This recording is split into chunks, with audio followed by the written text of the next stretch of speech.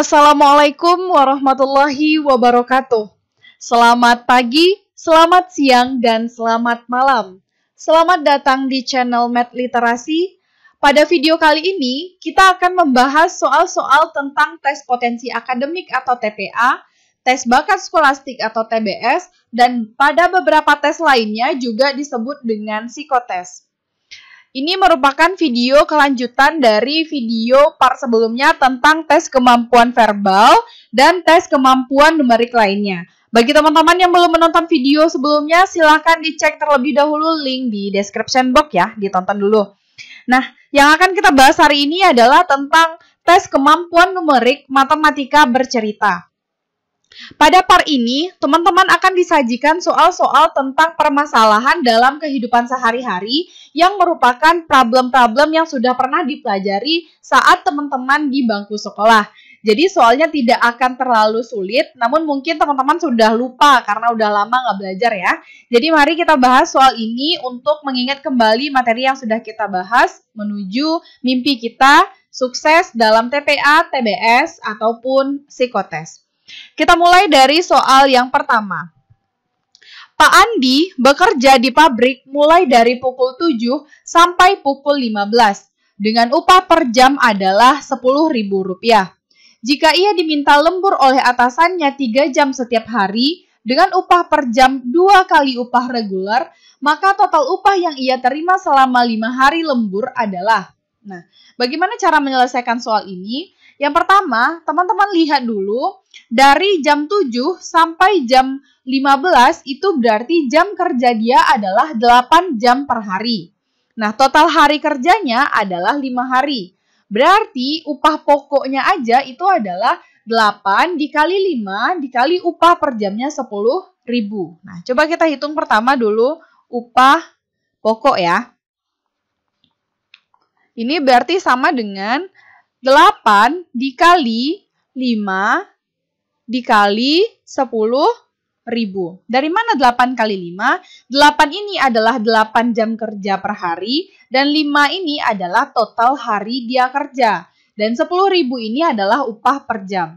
Nah, 8 kali 5, 40, dikali 10.000 berarti 400.000. Kemudian, karena yang dimintanya adalah upah total, berarti kita hitung juga ya uang lemburnya. Nah, dia lembur sehari itu 3 jam. Nah, uang lembur berarti 3 jam dikali 5 hari, kemudian dikali dengan, nah upah lembur itu berapa? 2 kali upah reguler. Nah, upah regulernya 10.000, berarti 2 kali upah reguler adalah 2 kali 10.000. Bisa ya? Teman-teman pahami narasi soalnya? Berarti ini penyelesaiannya 3 kali 5 sama dengan 15, dikali 2, 30, 30 kali 10.000 berarti 300.000. Maka upah totalnya adalah 400.000 ditambah 300.000, yaitu Rp700.000. Nah, begitu. Soalnya sederhana ya, teman-teman, tapi ini perlu kecermatan kita untuk mengingat kembali konsep-konsep yang udah kita bahas. Nah, sebenarnya kalau misalnya pakai logika juga bisa ya. Jadi jawabannya adalah E, 700.000. Oke, kita lanjutkan ya soal yang kedua. Perbandingan jumlah ayam jantan dan ayam betina milik Pak Rama adalah 3:5. Di antara jumlah di bawah ini yang tidak mungkin dari jumlah ayam jantan dan ayam betina adalah, nah, saya berikan triknya. Ketika teman-teman bertemu dengan soal perbandingan, terus yang ditanya adalah jumlah, maka perbandingannya kita tambahkan. Tapi kalau misalnya nanti kata-katanya adalah selisih, maka perbandingannya kita kurangkan. Nah, perbandingan jumlah ayam jantan dan ayam betina adalah 3:5. Berarti jumlah perbandingannya adalah 8. Sehingga jika kita ingin menghitung jumlah ayam jantan dan ayam betina, berarti dia adalah kelipatan 8. Kita lihat dari option yang diberikan, yang tidak merupakan kelipatan 8 adalah, nah coba kalau misalnya 120 bisa dibagi 8. 176 juga bisa, 192 juga bisa, 240 juga bisa. Yang nggak bisa dibagi 8 adalah 90. Nah, berarti 90 lah jawabannya, karena 90 bukan kelipatan 8. Paham, teman-teman? Gampang ya? Lanjut, soal yang ketiga. Sebuah bus dengan total penumpang 28 orang dengan rata-rata berat badan 60 kg. Jika kemudian 4 orang masuk ke bus dengan berat badan masing-masing 130 pon, 0,68 kuintal, 0,059 ton, dan 52 kg, berapakah total berat badan penumpang sekarang? Nah, berarti pertama yang harus kita lakukan adalah kita hitung 130 pon itu berapa kilo ya? Nah, kita ingat kembali bahwa 1 pon itu setara dengan 0,45 kg. Maka, kalau itu 130 pon, berarti kira-kira setara dengan 58,9 kg ya. Kalau kita bulatkan, berarti ini 60 kg. Kemudian, kita hitung 0,68 kuintal. 1 kuintal itu 100 kilo. Berarti kalau 0,68 itu sama dengan 68 kg. Kemudian, 0,059 ton. Ini berarti sama dengan 59 kilo ya, karena 1 tonnya itu kan 1000 kilo. Kemudian orang yang keempat itu beratnya udah 52 kilo. Nah, berarti tinggal kita jumlahin. Yang ditanya adalah total berat penumpang. Dari 28 orang yang pertama, yang kita ketahui adalah rata-rata berat badan. Nah, kita tahu bahwa mencari rata-rata itu adalah jumlah berat semua, jumlah semuanya, kita bagi dengan banyak orang kan. Berarti, kalau kita mau mencari jumlah berat semuanya, kita kalikan rata-rata dengan banyak orang. Berarti jumlah berat mula-mula adalah 60 dikali 28, sama dengan 1680. Berarti berat semuanya adalah, tinggal kita jumlahin ya, 1680 ditambah 60, ditambah 68, ditambah 59, ditambah 52. Berapa nih jumlahnya? 1924. Maka jawaban yang benar adalah B, 1924 kg. Oke, lanjut ya, soal yang keempat. Tika membeli 2 buah novel dan 5 buah pulpen seharga 145.200. Rani membeli sebuah novel dan 3 buah pulpen seharga 74.400. Jika Cita membeli 3 buah novel dan 3 buah pulpen, maka ia harus membayar sebanyak. Nah, ini merupakan soal sistem persamaan linear 2 variabel. Ketika kita bertemu soal ini, dulu pas sekolah kita udah belajar ya, bahwa kita ubah dulu soal ini menjadi bentuk model matematika. Kita misalkan, banyaknya novel yang dibeli itu adalah X, dan banyaknya pulpen yang dibeli adalah Y. Sehingga banyaknya yang dibeli Tika menjadi 2X ditambah 5Y sama dengan 145.200. Ini harganya ya. Kemudian berarti model matematika untuk pembelanjaan Rani adalah karena sebuah novel berarti X aja ya. Ditambah 3 buah pulpen berarti 3Y. Sama dengan 74.400. Berarti yang dibeli Cita adalah 3X ditambah 3Y. Ini sama dengan berapa katanya? Nah, seperti yang kita ketahui bahwa ketika kita bertemu soal tentang sistem persamaan linear 2 variabel dalam 2 persamaan seperti ini, untuk mencari nilai X dan nilai Y-nya bisa kita gunakan metode eliminasi atau metode substitusi. Dan boleh juga kita gunakan metode campuran. Mari kita eliminasi terlebih dahulu persamaan ini. Boleh eliminasi X dulu atau eliminasi Y dulu. Saya akan eliminasi X. Berarti untuk membuat dia sama, eliminasi itu kan menghilangkan. Berarti nanti koefisiennya harus sama. Persamaan pertama yang di atas koefisiennya 2. Dan persamaan yang kedua koefisiennya 1. Berarti untuk menyamakannya, yang atas kita kali 1, yang bawah kita kali 2. Sehingga terbentuk persamaannya menjadi 2X tambah 5Y sama dengan 145.200. Untuk persamaan yang di bawah berarti kedua ruas kita kali 2. Sehingga dia menjadi 2X ditambah 6Y sama dengan 74.400 dikali 2 itu sama dengan 148.800. Langkah selanjutnya adalah kita kurangkan. 2X kurang 2X, 0 ya, berarti habis. 5Y dikurang 6Y sama dengan min Y. Kemudian 145.200 kita kurangi dengan 148.800. Ini sama dengan min 3.600. Sehingga Y-nya adalah 3.600.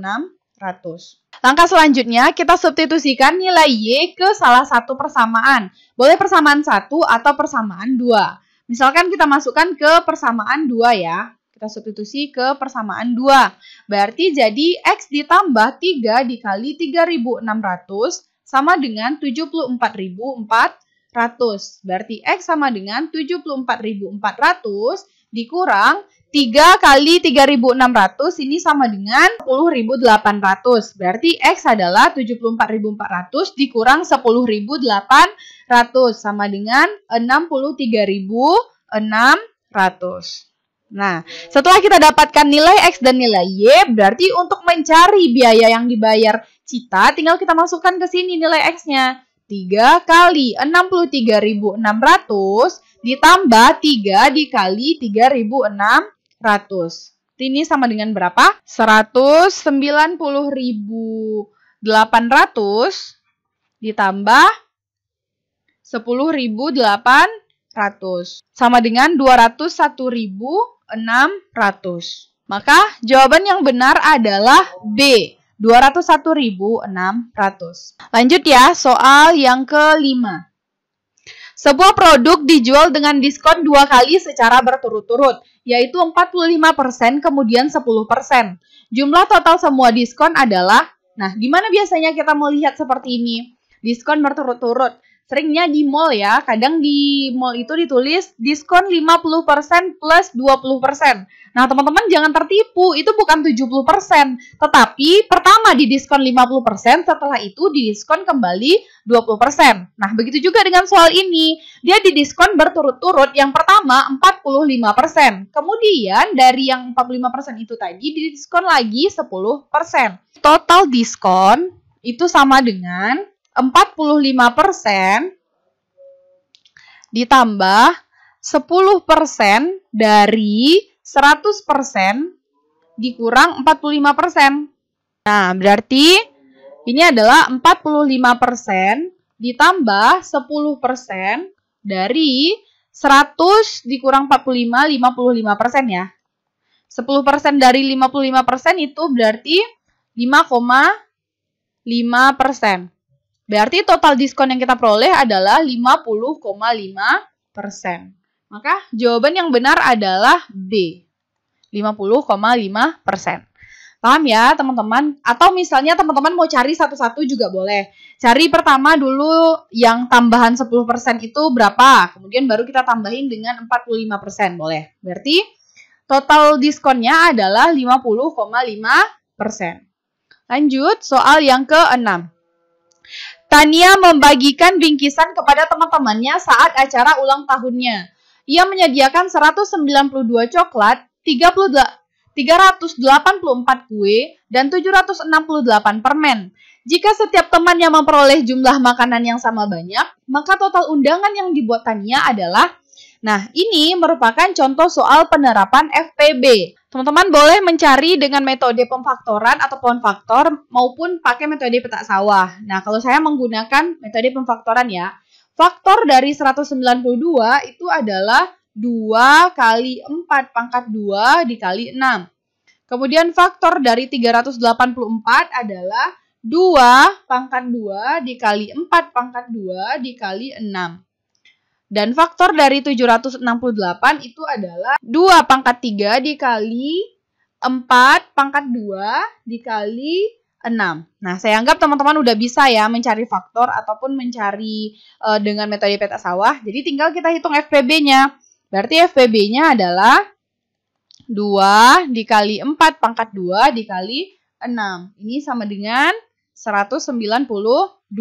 Maka jawabannya adalah D. 192. Oke, lanjut ya, soal nomor 7. Sebuah tabung memiliki diameter 30 cm dan tinggi 20 cm. Volume tabung adalah, nah, Jika teman-teman lupa rumus volume tabung, nggak apa-apa. Karena yang penting teman-teman ingat bahwa volume itu adalah luas alas dikali tinggi. Luas alas tabung dia berbentuk lingkaran. Berarti ini adalah rumus luas lingkaran. Apa rumus luas lingkaran? Ya, V kali R kuadrat dikali T. Nah, karena diameternya adalah 30, berarti jari-jari adalah 15 cm. Karena jari-jari itu kan setengah diameter ya. Nah, kalau diameter kan dari sini ke sini. Kalau jari-jari dari titik tengah ke sini. Nah, berarti karena jari-jarinya adalah 15, berarti pi yang kita pakai adalah 3,14 ya.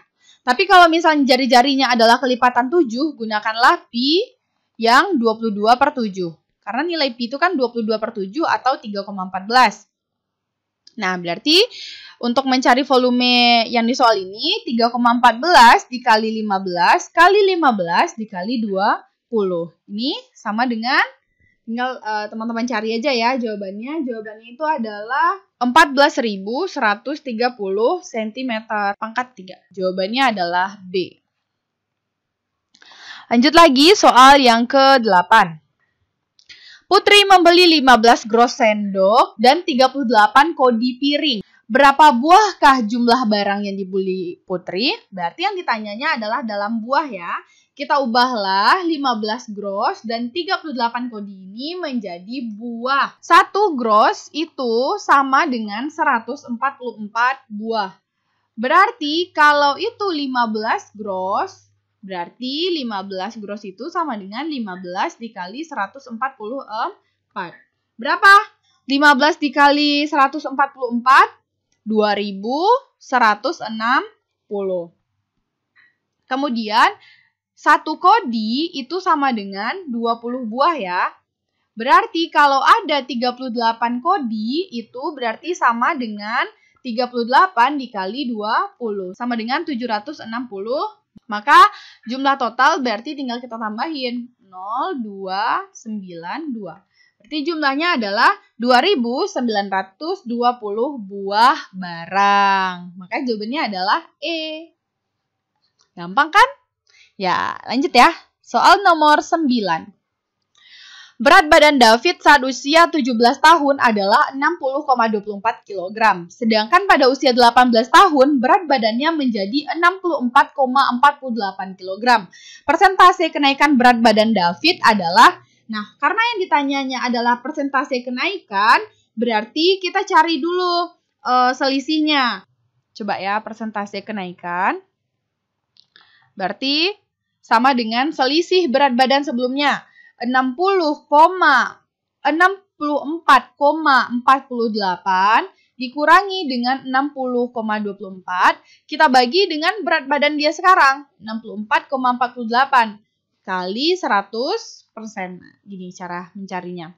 64,48 dikurang 60 itu berarti 4,24 kilo. Berarti dia selama 1 tahun naik 4,24 kilo ya. Per berat badan dia sekarang. 64,48 kali 100%. Coba teman-teman hitung ini secara sistematis. Maka nanti akan diperoleh jawaban yaitu 6,58%. Jawabannya adalah E. Oke, bisa ya teman-teman. Sangat seru sekali untuk membahas matematika bercerita ini karena soalnya soal-soal sederhana yang diterapkan dalam kehidupan sehari-hari. Jadi kalaupun misalnya kita lupa rumus, kita bisa menggunakan nalar aja pakai logika gitu. Lanjut soal yang terakhir yang akan kita bahas, soal nomor 10. Sebanyak 27 murid menyukai pelajaran seni musik dan 36 murid menyukai pelajaran menggambar. Jika jumlah murid adalah 65 dan 9 orang murid tidak menyukai keduanya, maka jumlah murid yang menyukai keduanya adalah, nah berarti jumlah semua murid adalah 65. Kalau misalnya teman-teman langsung berpikir jumlah yang menyukai keduanya tinggal dikurangkan nanti, teman-teman salah. Kenapa? Karena yang menyukai seni aja 27. 27 kita tambahkan dengan 36 dan kita tambahkan dengan yang tidak suka keduanya itu melebihi 65. Nah, saya akan berikan cara mudah teman-teman menyelesaikan ini. Caranya menggunakan diagram Venn. Karena ada dua kesukaan, berarti kita buatkan dua lingkarannya dulu ya. Ini adalah yang menyukai musik, dan yang ini untuk yang menyukai menggambar. MG lah ya kodenya misalnya.